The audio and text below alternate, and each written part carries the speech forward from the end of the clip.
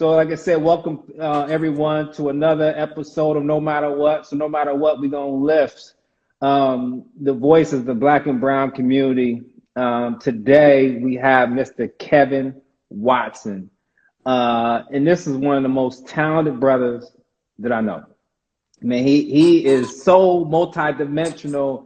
He is a singer, trainer, um, fashion extraordinaire, but amazing friend, and that's with a small N, capital F. This dude is just an amazing human being. One of the best people I know. Just really genuine person, and they're just always willing to help. So, Mr. Kevin Watson, everybody, I welcome, appreciate man. that, Gary. You made me feel good right there. Yeah, man. No, man. It's so well deserved, man. It's so I well appreciate deserved. it. Yeah. So we were just talking about the weekend, and Kevin was talking about how fast he is. Everyone, I know we have some new people, so Kevin just challenging the whole network. You know what I'm saying? I got my mom is saying hello to me. My mom is tuning in, everybody. So hello, hello, Miss How you Clemens. doing? It's good to see you, mommy. It's good to have your support. So Kevin, like I said, you're an amazing human being. You Appreciate care you so as much well. about people, and you just are so in tune with the whole staff, and you always want people to feel good, and I think you make everybody feel good around you. So just kind of, where'd you get that from, man? Where's that from? And I appreciate your compliment, and you're an amazing person as well. And thank you for everything that you're doing for our chapter, and you keep up the good work. But for me, my mom and my grandmother, they work together to make sure that my sisters and I have three sisters, and I have an older brother. But they made sure that because we were raised in an environment like some of the kids that who are in our program, and they knew that we had great things in us, and so each week, we're going to church, and we're doing extracurricular activities like singing in the choir, running track, or my sister's cheerleader, or play basketball, something that kept us in something, because they want us to be, a product of the environment that we lived in. They wanted more of us. So being strict, uh, we could not get any C's. We Yeah. cannot bring home C's. So no, like we cannot bring Hmm. home C's. So like that stability and that unconditional love is what, was instilling to me at a very, very young age. No, I had a chance to FaceTime your grandma, and I said, I know you said strict, man, and your grandma still got that, man. Yeah, That's awesome. she still got it. Yeah, don't Yes, play. You absolutely. know what I'm saying? Absolutely. So I know you mentioned a little bit about, about some of the kids, like the environment you were raised in, and I know a little bit about, a lot of our kids. Well, not all of our kids are impacted by systems, and systems Mhm. that are that create instability in their life, Right. and I know your family was impacted by a system. And Absolutely. just talk about a little bit about the system your family's impacted by, and just kind of the impact that was on you on your childhood. I know your parents did a good, your mother and your grandmother did an amazing job, but just some of the impact on that. And yeah, anyway, go ahead. Yeah. Yeah, no, yeah. And so my father and both my father and my brother have been impacted by the criminal justice system. They're both incarcerated right now at the same time, and yeah, they did not make all the best decisions. And but when but the systems that were stacked up against them because of Mm-hmm. the lack of resources, um, Mm-hmm. and when people mess up, and they try to do better the next time, the systems that stacked against them, Mm-hmm. kind of makes it really, really difficult. So growing up, I've been to the prisons, to see Mm-hmm. both my father and my dad, Mm-hmm. and still going to it to this day. And Mm-hmm. the way that it impacted me, I can't explain it. Yep. Um, Yeah. I can't. I wouldn't. Um, wish this on any kid who has to live their life, um, talking to their loved ones, Hmm. in prison. It's just done Yeah, something to you mentally. totally, But it totally. also, for me too, it also kind of reminded me of what I did not want for my life Hmm. and what Hmm. I did not want to repeat. That cycle. I Totally. wanted something different for myself, so it kind of helped me with that. So totally. So I know, like you mentioned like visits, and it was so important for your grandma to kind of make sure that your father was still involved in your life. Right. And so I know you talked a little bit about before your father, was incarcerated, and that your relationship and how great it was. So just talk a little bit about that, and then, Mhm. like you said, how important it was to maintain that relationship as he was incarcerated. Yeah. Yeah. So when I was at Morehouse, my dad was a truck driver, and he would always make his routes go through Atlanta to Mm. see me, just to show me how much. Because when I was a kid, our relationship, it wasn't, because Yeah. of him, being locked up.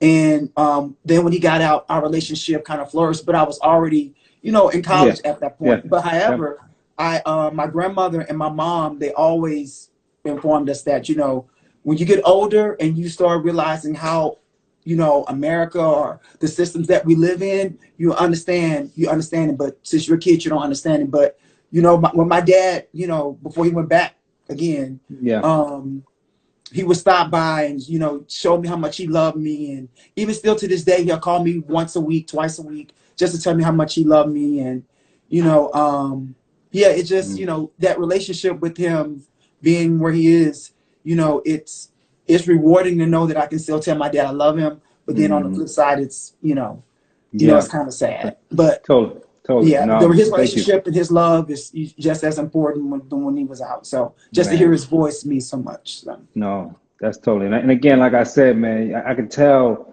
you were raised by a village, and the village gave you so much love because the love that you give people is just unbelievable, man. So Mhm. they filled your cup so much, man. So it's amazing to see that. So I know you believe. I mean, you experienced that how important that village is. Absolutely. And I know that's kind of what made you work for Friends, Hmm. and you understand how important stability is. And so when you're working, you work with boys, but then you also manage a team of friends. Hmm. So how do you make sure that your boys have that stability in their lives? For my boys, it's I've been doing it for 4 years now, so it's like clockwork to me now. Like as far as checking up on them, and each week, and having our outings each week. And I split my outings up because we, with the COVID, I can't sit with them for 4 hours and try to Hmm. work on roadmap goals when they having a hard time sitting in school. So I Hmm. have to make it fun, or you know um so constantly speak to their teachers, and I constantly speak to their caregivers, and make sure that we're on the same page. So if one of my boys is not doing the chores that he needs to do, his mama texts me, I'm on the phone, we discuss this is a part of your roadmap goal.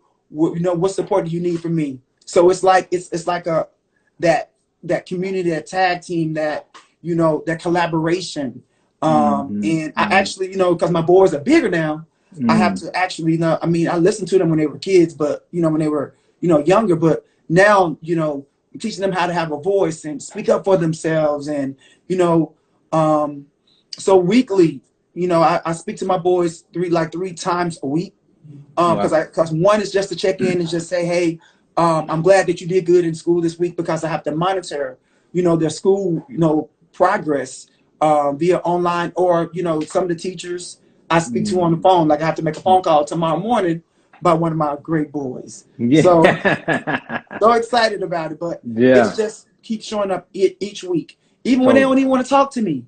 And sometimes my feelings get hurt. Let me tell you, my feelings get hurt sometimes. But I understand that growing process when you become an adolescent, you don't even want to talk to your mama. You don't want to talk to you. You Yeah. just want to talk to your friends.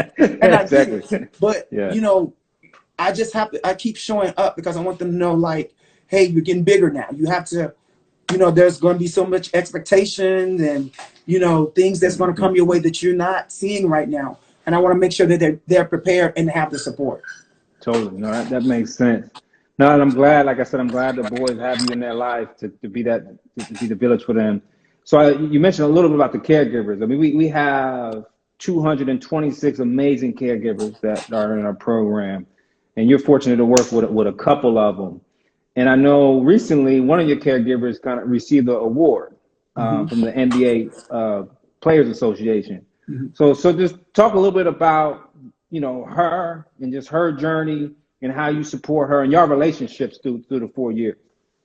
Well, one of the parents who I work with, one of my boys' parents, she has been a single parent, two boys, um, her family's been impacted by the criminal justice system, Mm-hmm. and um, she has she is so resilient.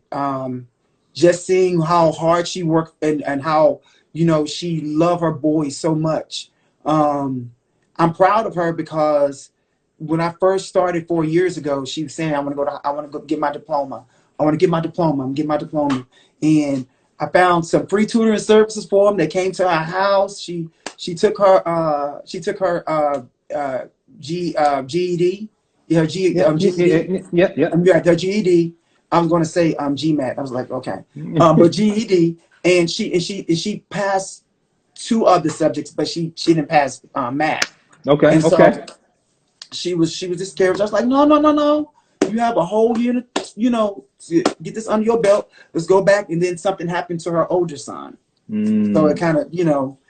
but he kept showing up. Hey, you're going to get it. You're going to get it. So 2 years later, she went back to it and she didn't pass again. And she was like, Mm, you know what? I was like, nope, nope. We're gonna get through this. We're gonna get through yeah. this. You got to keep going. You got to keep going because we're teaching your son what perseverance is. We're teaching your Mm, son, remodeling what you want your son to do. When he don't want to get him to go to school, this is something that we have to show him by mm. modeling that. This is what he's going to learn from it. And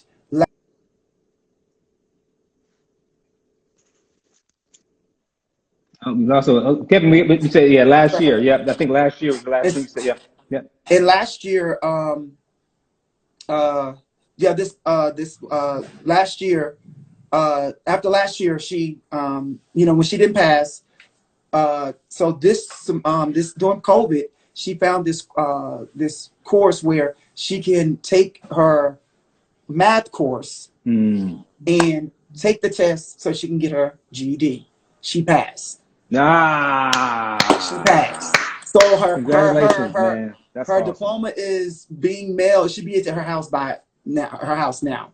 Wow. And now she's and I'm going to get to the sweepstakes that she won, but now she's taking prerequisite courses to get into college. So she's Wow. already found the school that she's going to. She's already had a counselor. She's already been, she's in the program, so she's going to get accepted. So now she's going to college. Mm-hmm. So Mm-hmm. her resiliency and her perseverance, it really inspired me. But it was that Yeah. collaboration and that boost of you got this. And so because of the things because of the work that she's been doing in her personal life, and her son seeing how hard she's working has even stepped his game up in school, that the Wow. guidance counselor submitted his mom into the sweepstakes, and she Yeah. won. She Mm-hmm. won a sweepstakes for what all the things that she's doing. So they want to Wow. recognize her. That's awesome, man. That's amazing. Congratulations, man. That's an amazing story, man. It just speaks to the love that you give, and the perseverance of our families, man. I think they're just such strong people. I'm inspired by them, everything that they do. So, I know, man. I love talking to you. I know you got a lot of things to do. Maybe I don't know, man. I know you may go out to the club tonight or something like that. No club, no clubs in New York. No clubs are open. Dude, home. Oh man, no, but man. Again, I can't say how much you mean to Friends of the Children New York. Like I said, you're just an inspiration. So just thank you for being a part of this, man. I mean, you're one of the biggest reasons why I wanted to come work in New York because I wanted to just work next to you. So thank you. I It's great talking appreciate to you. you. Yeah, Great it's good talking to you talking as to well. you. Yeah, yeah. So you have a good night. And Mr. Kevin Watson. Mr. Kevin Watson. Yeah. Thank you. Gary Clemens. Everyone, Gary Clemens. Have Have a a good good one, one. man. Take care. Okay, so